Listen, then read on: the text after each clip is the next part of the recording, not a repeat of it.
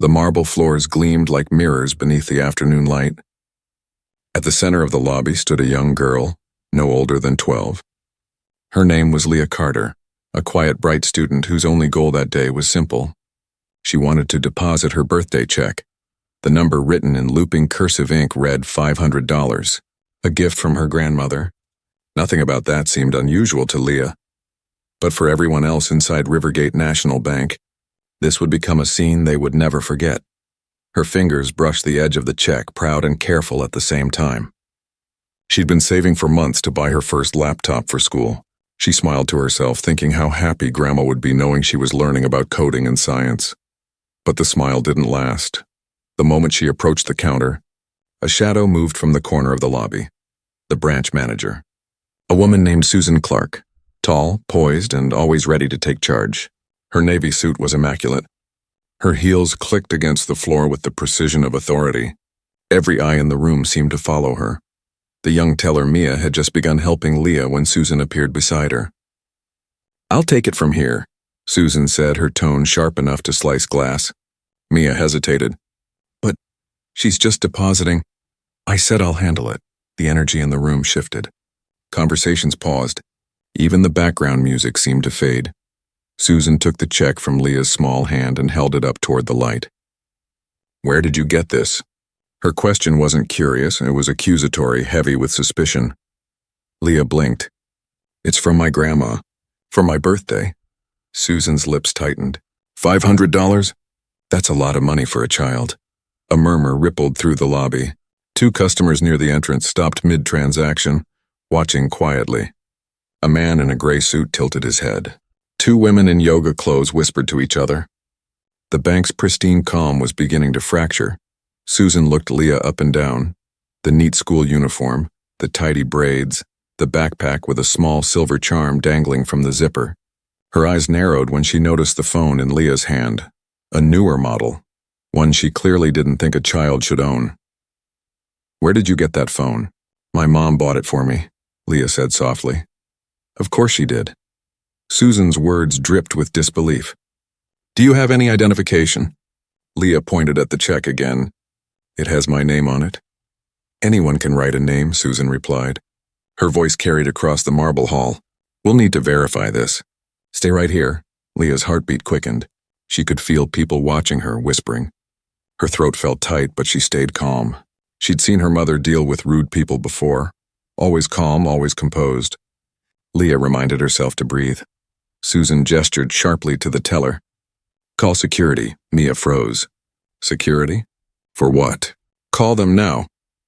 The bank's security guard, James Miller, walked over. A tall man in his 50s with a kind face and eyes that seemed to say he didn't want to be part of this. He looked at Leah, then back at Susan. "What's going on?" he asked quietly. "Possible fraud," Susan answered. "This child's trying to deposit suspicious funds." James looked at Leah again. "Fraud, she's just a kid." "Do as I say," Susan snapped. Leah's phone buzzed. 3 missed calls from her mom. She tried to return the call, but Susan stepped closer.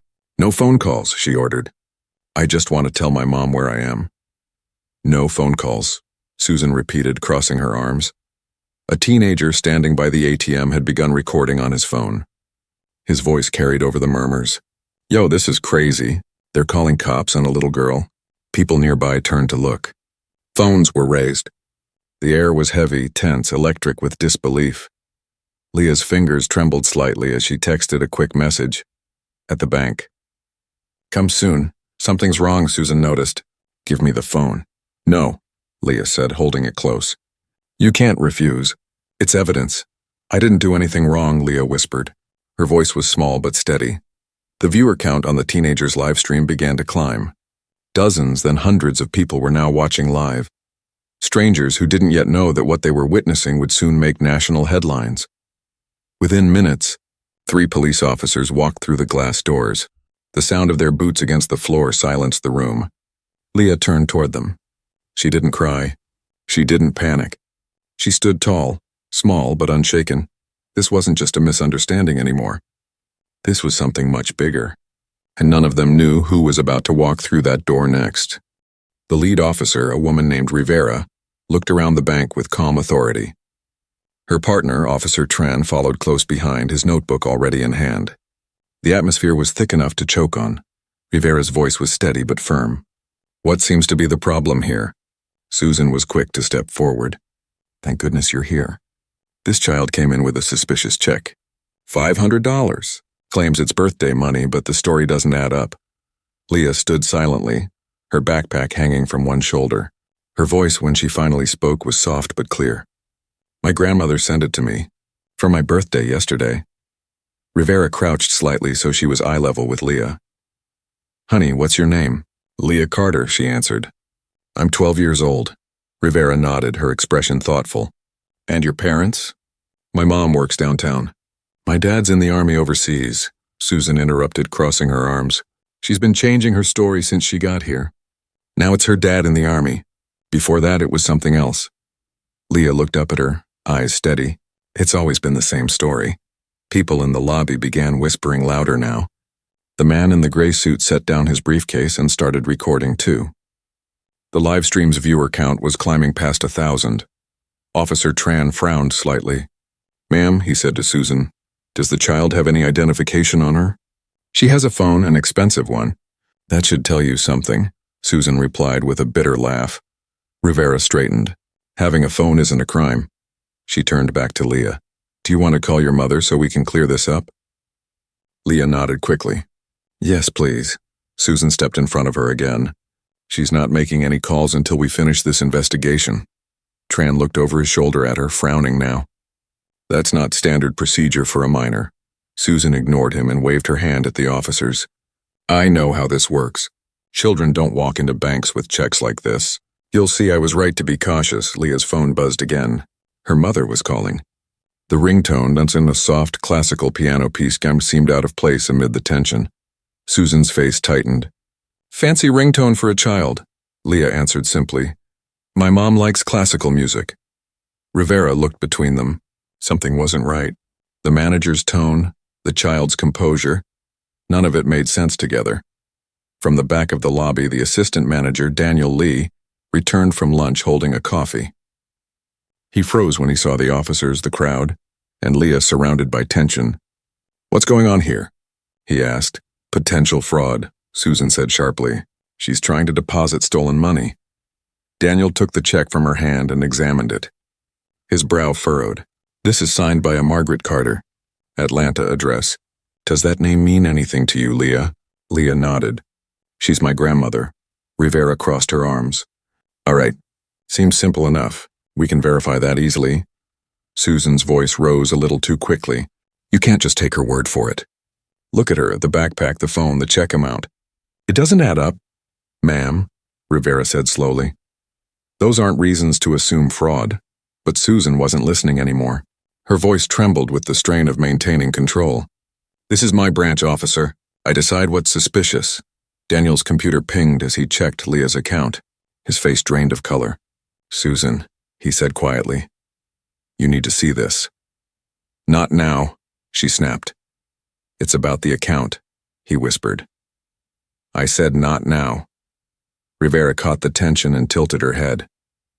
"What's on that screen?" Before Daniel could answer, the teenager near the ATM, the one still live streaming, went and whispered, "Guys, there's something going on." "The cops are talking to the manager and she's freaking out." The number of viewers shot past 2,000. Leah stood silently, hands clasped in front of her, her breathing steady. She glanced at Daniel, then at the officers. "May I please call my mom now?" she asked. Rivera nodded. "Yes, you may." But Susan's hand shot out again. "I said no calls." Rivera's patience snapped. "Enough," she said, her tone sharp. "You're not law enforcement. Step back." The entire lobby went still. Even the hum of the air conditioning felt louder. Susan opened her mouth to protest, but before she could speak, Leah's phone lit up again. The caller ID read, "Corporate Office." She hesitated only a second before answering. "Hi, Miss Gray," Leah said softly. "Yes, I'm at the bank. There's some kind of confusion." "No, please don't send anyone yet. I think Mom's on her way." The officers exchanged a look. "Miss Gray, corporate office?" Susan blinked, confusion flickering across her face. "Who was that?" Leah tucked her phone away carefully. "My mother's assistant." She said Mom's leaving a meeting right now. Daniel's eyes went wide. Wait, assistant? Leah nodded politely. Yes, she manages my mom's schedule. Rivera raised an eyebrow. What exactly does your mother do? Leah smiled faintly, just enough to unsettle everyone watching. She works in banking too. Susan laughed, short and nervous. Sure she does. Leah tilted her head, her expression calm and almost sympathetic. Maybe you should check your employee directory before assuming that. For the first time that afternoon, Susan Clark, the manager who prided herself on control, felt something cold crawl up her spine. Outside, a sleek black car pulled into the bank's parking lot, and the next 5 minutes would change every career in that building. The glass doors slid open with a whisper, and every conversation inside the bank came to an instant halt. The woman who stepped in didn't raise her voice or demand attention. She didn't need to. Her very presence shifted the room. Her name was Dr. Evelyn Carter, a woman whose calm carried the weight of command. Her suit was charcoal gray, tailored perfectly, her shoes shining with quiet elegance. Every step she took echoed through the marble floor like the ticking of a clock, counting down to something inevitable. Leah looked up, relief flickering across her face. Mom. Dr. Carter crossed the lobby, her expression unreadable. Sweetheart, she said softly, placing a steady hand on Leah's shoulder. Are you all right? Leah nodded. I'm fine. They just wouldn't let me deposit Grandma's check. Dr. Carter turned her gaze toward the officers, her tone composed. Officers, thank you for responding. I understand there's been some confusion. Rivera nodded respectfully. Ma'am, we were called here for a potential fraud concern, but things aren't quite adding up. Dr. Carter gave a polite smile. That's one way to put it. She turned slowly toward Susan. And you must be the branch manager. Susan straightened, trying to recover her composure. Yes, I was simply following bank procedures, ma'am. There was an unusually large check presented by a minor without parental supervision. I was ensuring the transaction's legitimacy. Dr. Carter's voice didn't rise, yet the temperature in the room seemed to drop several degrees. And in ensuring that, you decided to detain a child, deny her phone access and call the police? Susan stammered. Well, it appeared suspicious. Suspicious, Dr. Carter repeated, her tone soft, deliberate. Because she's young? Or because of her skin color? The silence that followed felt endless. Every employee behind the counter looked down. Daniel stepped forward, pale and uneasy. Dr. Carter, there's something you should see. He gestured toward his computer. Susan glared at him. Daniel, not now! But Dr. Carter was already walking toward the screen. Go ahead, Mr. Lee. He swallowed hard and pulled up the customer account details. The screen displayed Leah's name linked directly to a premium family account. His voice trembled slightly as he spoke. The primary account holder is Dr. Evelyn Carter, Chief Executive Officer, Rivergate National Bank. The realization swept through the room like a storm breaking glass. Susan blinked rapidly, her mouth parting, but no words forming. That can't be right. Dr. Carter's tone remained calm. Would you like to verify that with corporate? Rivera folded her arms, suppressing a small, knowing smile. Well, that certainly explains the call from the corporate office. Susan's face drained of color. Her confidence, once unshakable, began to crumble. Dr. Carter, I didn't realize. That's the point, Dr. Carter said quietly. You didn't realize because you didn't look. You saw a child and assumed the worst. Leah stood beside her mother, composed, dignified, a reflection of the woman she would one day become. The teenager's live stream was still running. The view count had passed 10,000. Comments flooded in, this is unreal. The kid's mom is the CEO. Justice is about to be served. Rivera cleared her throat. Ma'am, given the circumstances, I believe we can safely say there was no fraud here. None whatsoever, Dr. Carter replied. But there was something else. Something far more serious. Susan's hands shook as she tried to explain. I was just following protocol. Dr. Carter interrupted softly. Then let's discuss that protocol. She opened the sleek leather folder she'd brought and slid a printed document onto the counter. This is the employee handbook. You see this section here? Discrimination and Bias Prevention, subsection 4.7. It clearly states, employees must base suspicion on behavioral evidence, not demographic assumptions. Her eyes locked onto Susan's.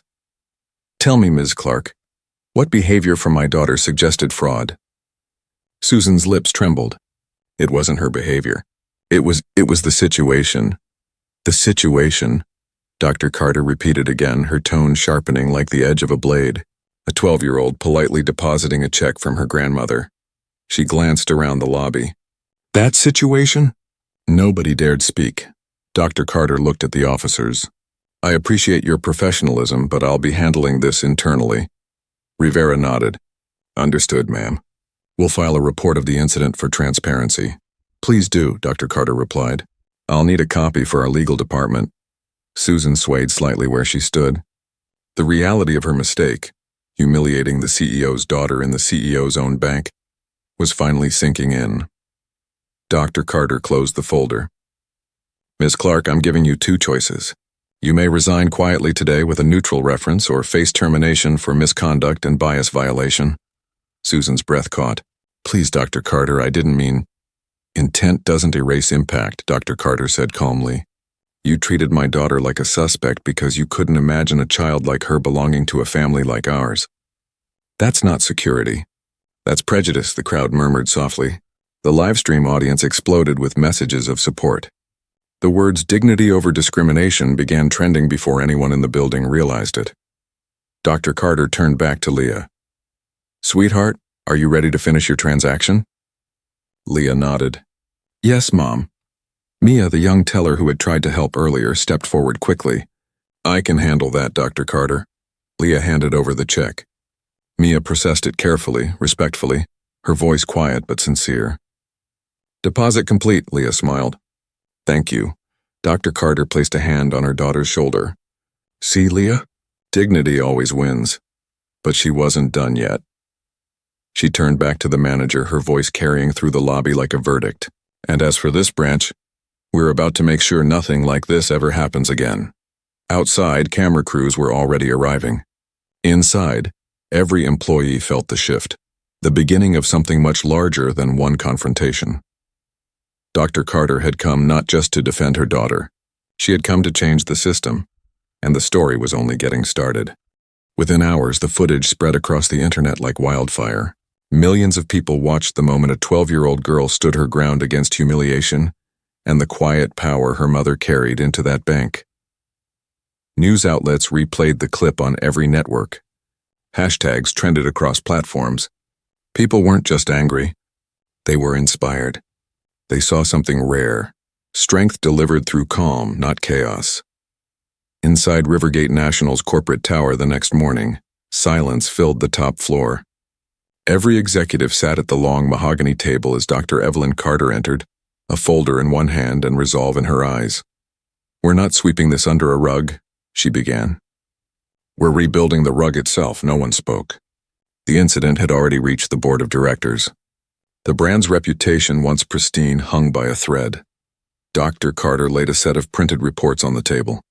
14 discrimination complaints at this branch in a single year. 12 involving customers of color, 3 leading to unnecessary police calls. Those aren't isolated mistakes. They're patterns. The room was still. You could hear the click of her pen as she signed the first of many reform orders. Effective immediately, we are establishing a new oversight committee. Every complaint will be reviewed by an independent auditor. Every employee will complete mandatory bias and empathy training. And from now on, every incident report will reach my desk within 24 hours. An executive cleared his throat. Dr. Carter, this could cost millions. She met his gaze steadily.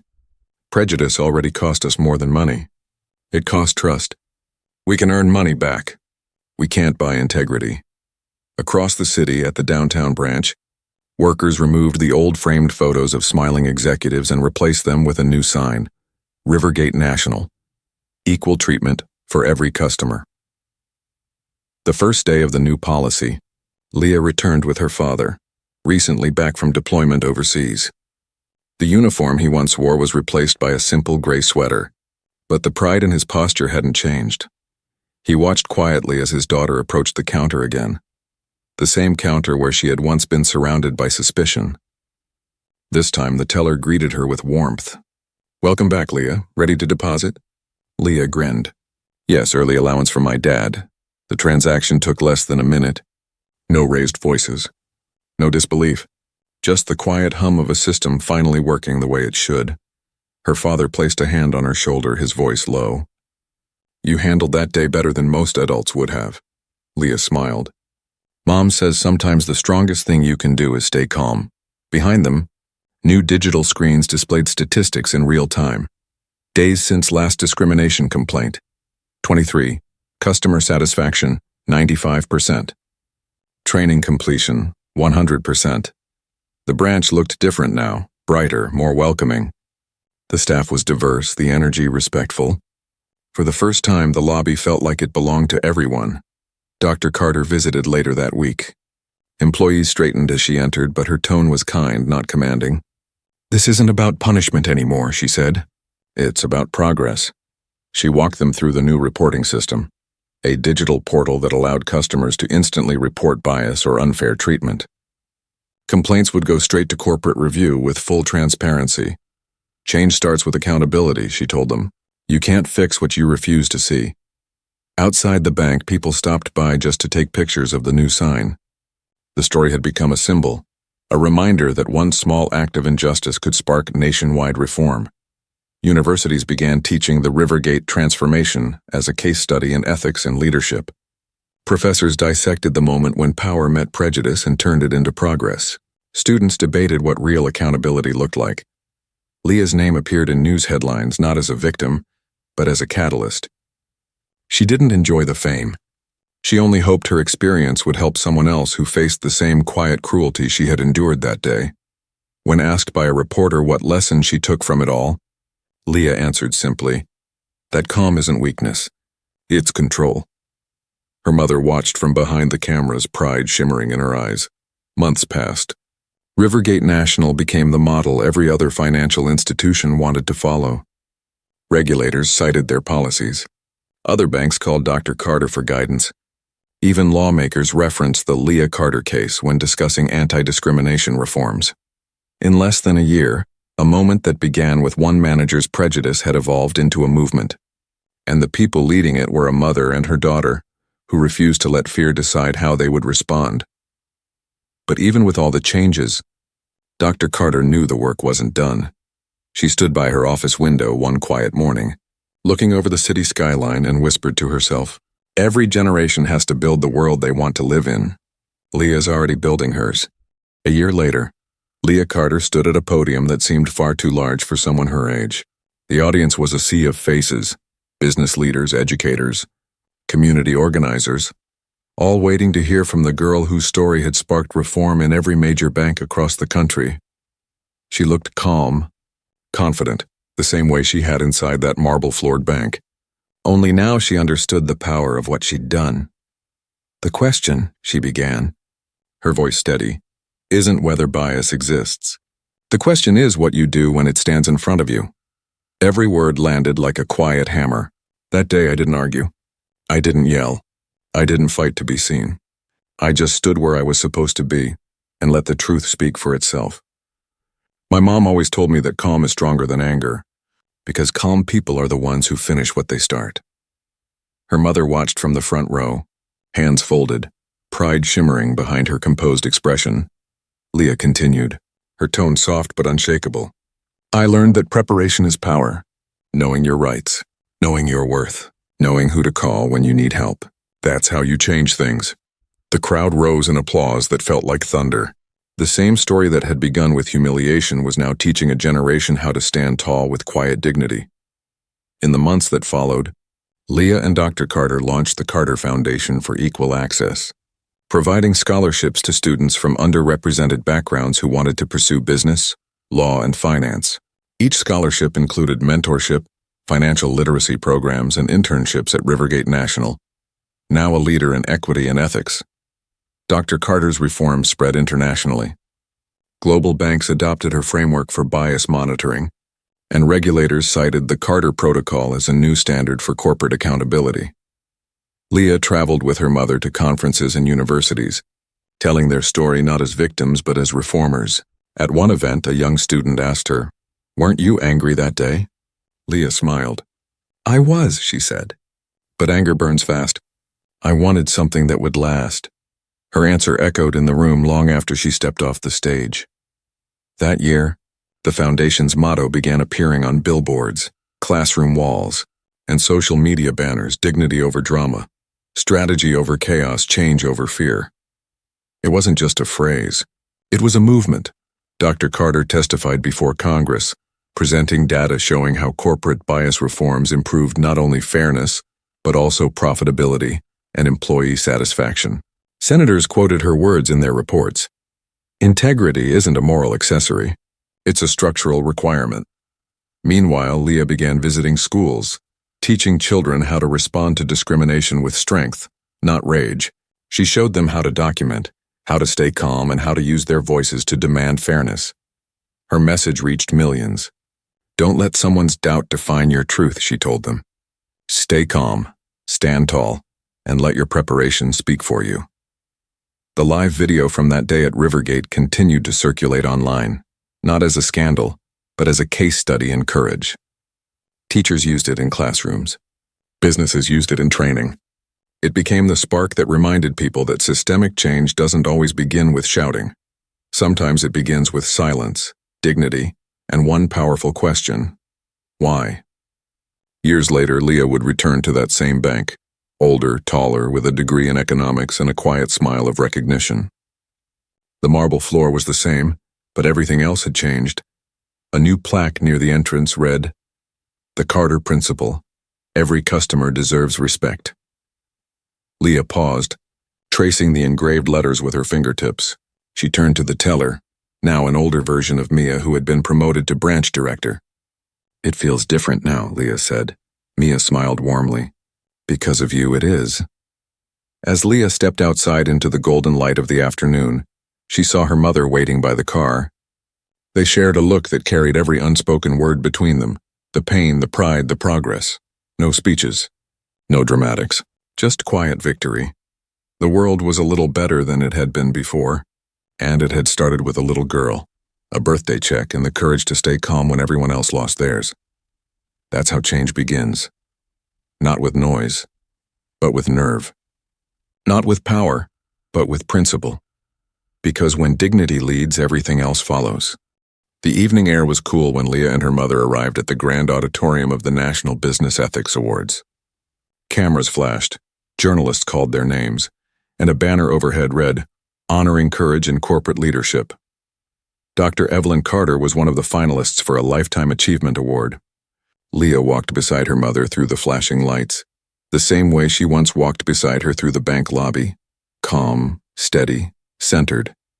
This time, though, there was no fear in her step. Only pride. Inside, the hall was filled with leaders from across the country.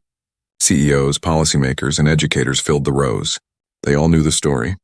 The entire nation had followed the transformation that began in a small downtown branch and rippled into an international movement for equality. The ceremony began with speeches and applause, but everyone was waiting for the final award, the one meant for those who changed not just their companies, but their world. The host smiled at the audience. "Our final honoree tonight took a moment of injustice and turned it into a movement. She didn't respond with anger, but with action. She taught a nation that power used wisely is power that heals." The crowd began to rise even before the name was called. "Please welcome Dr. Evelyn Carter." The applause was thunderous. Cameras followed her as she made her way to the stage. Leah stood near the front row, hands clasped, eyes glistening. Dr. Carter stepped to the microphone, her voice soft but unwavering. "A year ago, I watched my daughter face the kind of judgment no child should ever face. She didn't cry. She didn't shout. She stood there and reminded the world that calm is a form of strength. She reminded me that real change begins the moment we decide to stop reacting and start building." The crowd listened in complete silence. I realized that institutions aren't made of walls or logos. They're made of people, and people can choose to harm or to heal, to look away or to lead. I chose to lead. But it was Leah who showed me how. Her eyes found her daughter's. Every generation needs someone brave enough to hold up a mirror to power. Leah did that. She made the world look. The audience rose again in a standing ovation. Leah felt her heart swell. For the first time, she understood that her story wasn't just her own. It belonged to everyone who had ever been underestimated, questioned, or made to feel small. After the ceremony, when the cameras were gone and the lights dimmed, mother and daughter stood alone outside beneath the glow of the city skyline. The noise of applause had faded, replaced by the hum of night traffic and the quiet rhythm of wind moving through the streets. Leah looked up at her mother. "Do you think it'll last?" Dr. Carter smiled faintly. "Change always lasts, sweetheart, when people keep choosing it." Leah nodded. "Then I guess it's our turn to keep it going." Her mother laughed softly. "Oh, it's already yours to lead now." Years later, Leah Carter would take that promise and turn it into action. She founded her own nonprofit, the Equity Project, focusing on helping young leaders identify bias and reshape systems before harm could take root. Her workshops filled classrooms, corporations, and community centers. Her calm, articulate voice became one of the most trusted in the country, not because she shouted the loudest, but because she spoke the truth without hate. When interviewers asked how it all began, she always gave the same answer. "It started with a misunderstanding that became a mirror. My mother held the world accountable. I just held my ground." That line became famous. It appeared in articles, on billboards, and in classrooms. But to Leah, it wasn't about fame. It was a reminder that strength wasn't loud, justice wasn't instant, and change was never accidental. One spring afternoon, she returned to that same bank, now remodeled, bustling with life and diversity. A young girl stood at the counter, holding a check in her small hands just as Leah once had. The teller smiled warmly, no suspicion in her eyes, only kindness. Leah lingered a moment longer, her chest tightening with quiet joy. When the child finished her deposit and skipped toward the exit, Leah smiled and whispered under her breath, "That's how it's supposed to be."